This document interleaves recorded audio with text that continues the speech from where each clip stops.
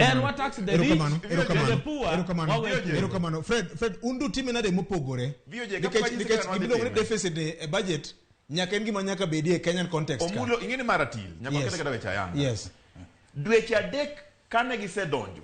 Negi olo billion 137. Treasury report. To king'iyo bang' dweche auchiel.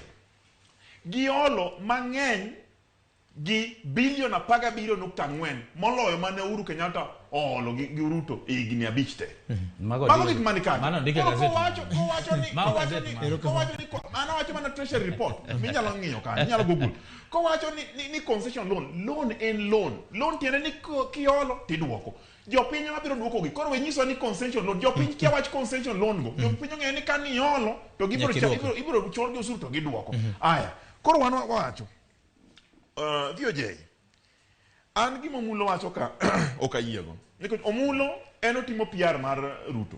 PR mar Ruto en gino wacho billions ango gine numbers ibolo kama nyocho winjo ko wacho 250 million ke jamani ke tijano mago gik maonge en ngama bola wach koro wach mar finance bill de abiro kanyo. Yes.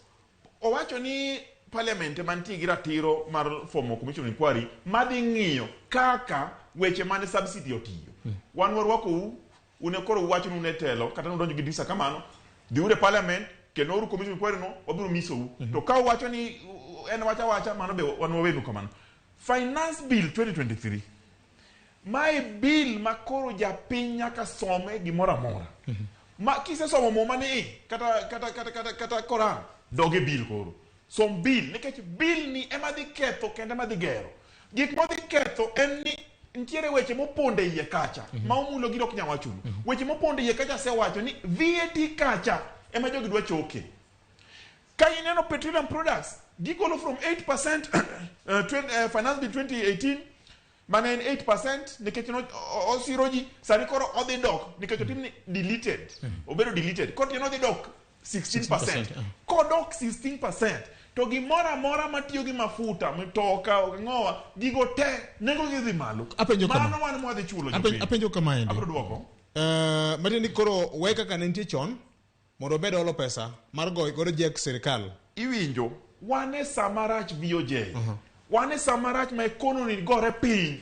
To ka economy gore piny to en wacho ni gin gikunyo ka gidhi piny ni koro giwuok oko. Jogi pod dhi kata ka giwuok to kara gin gi masin moro koro gikunye ka ginoko. Mane gima jogi nikech pesa ni ok pon kamoro. Pesa ni ok pon kamoro. Nyaka wachoke osuru kata nyaka waol. Rieko mane madutiyo go ka jazimio. Wan wasewacho ni interim tiene e kinde machuok.